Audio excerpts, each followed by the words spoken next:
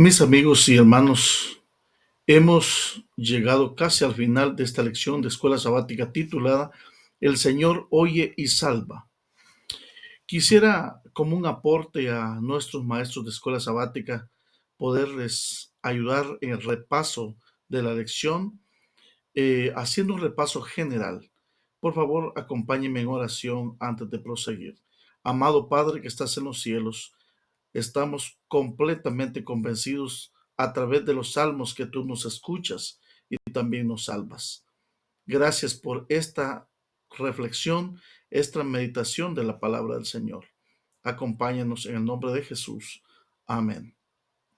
Bien, el título de nuestra lección de esta semana, El Señor oye y salva. Y queremos comenzar diciendo que el versículo que encontramos de la palabra de Dios en Salmo 34:17 es maravilloso. Dice, claman los justos y el Señor los escucha y los libra de todas sus angustias. Mis hermanos, es un versículo muy lindo para que nosotros podamos memorizar. También durante esta semana hemos visto que el Señor no es un Dios ajeno y pasivo, no es un Dios que se quedó ahí perdido, putrefacto en el cielo, no, Él está atento, es un Dios activo, Él nos conoce, comenzando por eso nos conoce, Él nos cuida, nos defiende y también nos libera. Por eso tenemos un Dios que nos oye y que actúa en nuestro favor. Esto porque los salmos lo dicen así y porque esta también fue la experiencia del pueblo de Israel, la experiencia de los adoradores, de los salmistas, de los directores de canto, de los compositores de la época del pueblo de Israel, que clamaron a Dios en los momentos de dificultad. Muchas veces estos salmos narraron experiencias de angustia, cuando ellos sentían que el Señor no los escuchaba, pero realmente el Señor los escuchaba y también actuaba en favor de ellos. Entonces, podemos decir, mis amigos y hermanos y maestros de escuela sabática, que no estamos solos en nuestras dificultades. El hecho de que Dios no esté actuando ahora mismo es porque el Señor está obrando, está trabajando y está viendo de qué manera extenderá su mano sobre usted. Tenemos un Dios que acude en nuestra defensa. En esta semana hemos visto al menos eh, 5 aspectos importantes de nuestra lección. En primer lugar, el Señor nos conoce. El Salmo 139 es el salmo de la omnisciencia de Dios por antonomasia. Allí encontramos en el Salmo profundidades que el autor habla acerca de lo que Dios sabe de cada uno de nosotros. No te fueron escondidos mis huesos, dice. Aun cuando estaba yo en el vientre de mi madre, mi embrión vieron tus ojos. Qué maravilloso es saber eso. También, de acuerdo al Salmo 121, el Señor nos cuida.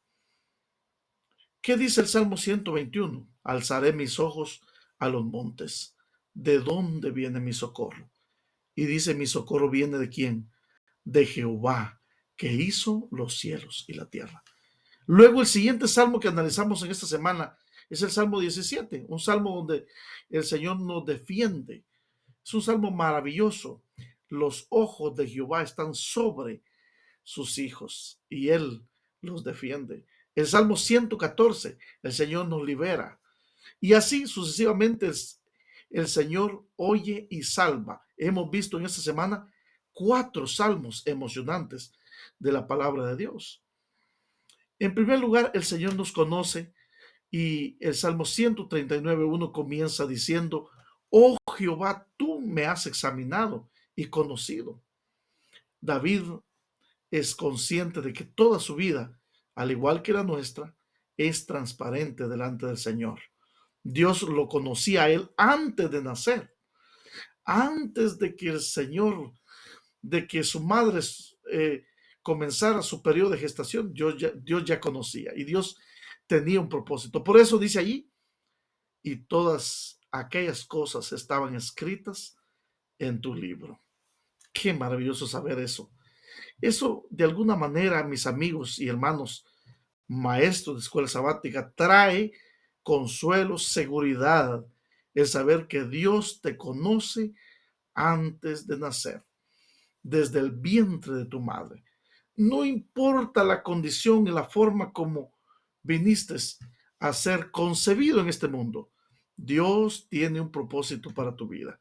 Entonces, no hay un lugar donde usted pueda huir de la presencia de Dios. No hay tal como hoy día los Jonases. No, Dios está en todo lugar. Dios está en cada lugar. Noten el pasaje. Si sube a los cielos, Dios está allí. Si bajas a lo profundo del sepulcro de Seol, Dios está allí. Lo encuentras. Si te vas al este, a las alas del alba, donde sale el sol, Dios está allí. Y Él guía, se dirige al oeste, al extremo del mar. Su mano defiende. Dios está en todo lugar. Parece que Jonás ignoraba esa verdad, ese atributo incomunicable de Dios, la omnipresencia de Dios. Significa que Dios está en todo lugar. La omnisciencia de Dios significa que Dios conoce todo. La omnipotencia de Dios significa que Dios todo lo puede hacer. Esos son llamados atributos incomunicables de Dios, porque nosotros no los tenemos. No existe ningún lugar tan oscuro, ningún lugar tan claro, ningún lugar tan lejos, ningún lugar tan escondido a los ojos humanos que Dios no esté y que nosotros intentemos huir de la presencia de Dios como Jonás. Intenta vivir una vida entonces que agrade y glorifique a Dios apartándote del mal. Sabe que si falla, Dios enderezará sus caminos. ¿Estás en esta experiencia con Dios? Por favor, queridos maestros, enfaticemos la omnisciencia de Dios sobre nuestros alumnos de escuela sabática. El Señor cuida, Salmo 127. Jehová te guardará de todo mal. Él guardará tu alma.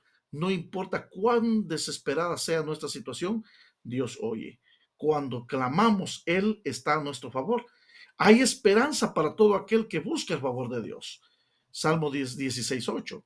Y el Salmo 121 encontramos entonces una descripción de Dios como nuestro ayudador, como nuestro socorro y como nuestro guardián. Tres grandes aspectos.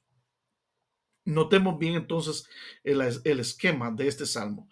No permitirá que resbalemos en el camino de la vida. Vela constantemente sobre nosotros, versículo 4. Y el versículo 5 y 6 nos brinda refugio físico y espiritual. Y el versículo 7 está siempre a nuestro lado para defendernos. Y en el versículo 8 nos cuidará en todo momento y en todo lugar. ¿A dónde podemos ir en busca de ayuda cuando tenemos una dificultad? ¿A los montes? ¿Al poder económico? ¿A los poderes políticos? ¿A nuestros familiares y amigos? ¿A dónde podemos ir? Aunque nuestra ayuda, aunque puede ser una ayuda humana, todos ellos pueden fallarnos. Solamente hay uno que nunca falla. Y dice, mi ayuda proviene del Señor, creador de los cielos y de la tierra, dice en la Nueva Versión Internacional. El Señor nos cuida y esa es una gran verdad a ser enfatizada en la clase de la escuela sabática. También el Señor nos defiende.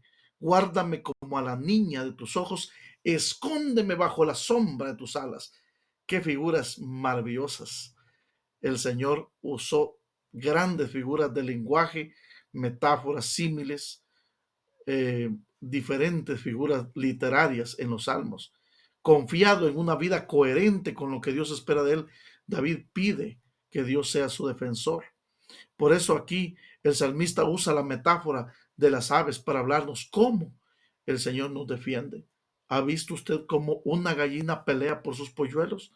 ¿Ha visto usted cómo una águila busca refugio, cuida de sus aguiluchos?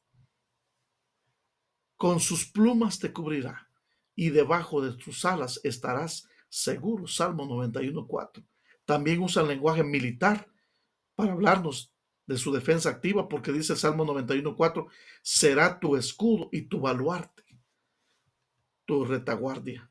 Otras metáforas que se incluyen en este salmo es el abrigo, la sombra, el castillo, y cada vez que se mencionan estas palabras, hermanos, está hablando acerca de la defensa de Dios para sus hijos. La diestra, su mano derecha, todas ellas nos hablan de la protección y la seguridad de Dios. Sin duda tenemos un Señor que nos defiende en toda adversidad. Acudamos entonces a Él, refugiémonos bajo su sombra. El Salmo 114, el mar lo vio y huyó, el Jordán se volvió atrás.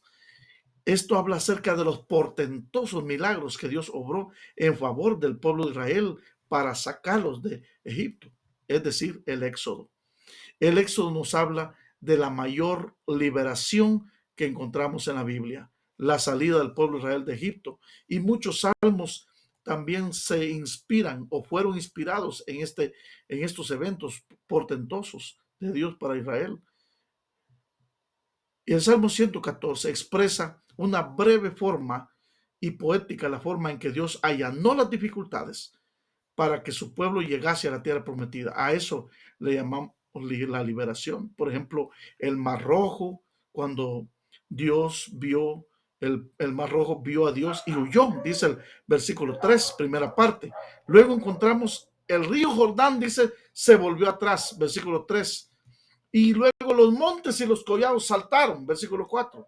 ¿Notas la figura del lenguaje que se van en forma progresiva? El Mar Rojo huyó, el Jordán se volvió atrás y los montes y los collados saltaron y el pueblo de Israel pasó victorioso. Como creador, Dios usó su poder sobre la naturaleza para liberar a su pueblo. ¿Qué puede hacer Dios hoy por nosotros? Para liberarlos no de un Egipto físico, sino de un Egipto espiritual. Mientras vamos en el camino para la Canaán celestial, ¿qué es lo que Dios tiene que hacer a un lado? ¿Cuál es el Mar Rojo que tiene que huir, hacer huir? ¿Cuál es el Jordán que tiene que hacer volver atrás? ¿Cuáles son los montes y los collados, los montes de las dificultades que Dios tiene que quitar? Pablo nos dice en 1 Corintios 10, 1 al 6, que todas estas cosas sucedieron para darnos un ejemplo, para que nosotros, al igual que ellos, también entendamos que somos liberados milagrosamente del pecado y vamos en nuestro viaje a la Canaán celestial que está plagado de peligros, montes y collados, pero ante el Señor, dice el Salmo 114:7, tiembla la tierra. Dios hará temblar la tierra, pero salvará a sus hijos. Mis amigos y hermanos, por último, el Señor oye y salva. El Salmo 22, te envíe ayuda desde el santuario y desde Sión te sostenga. Dentro de la liturgia hebrea, nosotros podemos darnos cuenta que ellos percibían que toda la ayuda, el favor, la misericordia, la salvación venía del santuario. Y vemos entonces en su práctica religiosa de oración a Daniel, por ejemplo, abriendo sus ventanas que quedaban hacia Jerusalén. Y en el Salmo 137, junto a los ríos de Babilonia nos sentábamos y ahí llorábamos. Y la gente, dice, nos pedía que cantáramos un cántico de Sión, del santuario. Y nosotros dijimos, ¿cómo cantaremos canto de Jehová en tierra extranjera, en tierra de extraños? Que nuestra lengua se pegue, que nuestra voz se pegue, que nuestra lengua se pegue, nuestro paladar se pegue.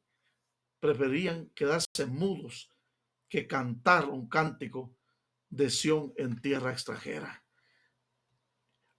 Luego encontramos la aplicación que hace el Nuevo Testamento, el autor a los hebreos, de este concepto cultico adorativo del Antiguo Testamento, porque dice en Hebreos 8:2 que el Señor levantó un tabernáculo, aquel verdadero tabernáculo que levantó el Señor y no el hombre.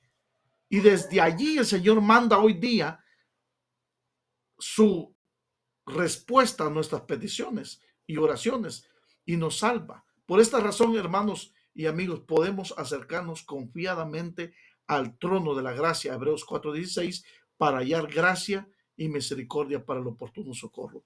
Pero ¿qué puede hacer Dios desde el santuario? Oh, muchas cosas. Número uno, dar salvación. Número dos, puede guardarnos del mal. Número tres, puede proveer para nuestras necesidades. Y número cuatro, puede defendernos y defender al indefenso. También puede fortalecernos. También desde el santuario puede ayudarnos a mantener una relación correcta con Él, con Dios, mediante el arrepentimiento, la aceptación de su gracia y la dispensación del perdón para cada uno de nosotros. El santuario es un lugar de salvación. El santuario es un lugar de perdón. El santuario es un lugar de ayuda para el huérfano, para la viuda, para el menesteroso, para aquel que arrepentido busca al Señor. Presentad a Dios vuestras necesidades, tristezas y gozos, cuidados y temores, dice la hermana White. No podéis agobiarle ni cansarle. El que tiene contados todos los cabellos de vuestra cabeza no es indiferente a las necesidades de sus hijos. Santiago 5:11 dice, porque el Señor es muy misericordioso y compasivo. Oh querido amigo y hermano, gracias al Señor por el don inefable de su santuario en el cielo, que mantiene su ayuda permanente y su gracia hasta el último día. Agradecemos al Señor por ello. Por favor, si usted está pasando por un momento difícil, corra y busque ayuda al santuario. Ahí está Cristo Jesús intercediendo por cada uno de nosotros. Oremos. Querido Padre que estás en los cielos, muchas gracias por el privilegio que nos regala, Señor, de poder estudiar tu palabra. Bendícenos, Señor, en esta oportunidad. Lo agradecemos en el nombre de Cristo Jesús. Amén y amén.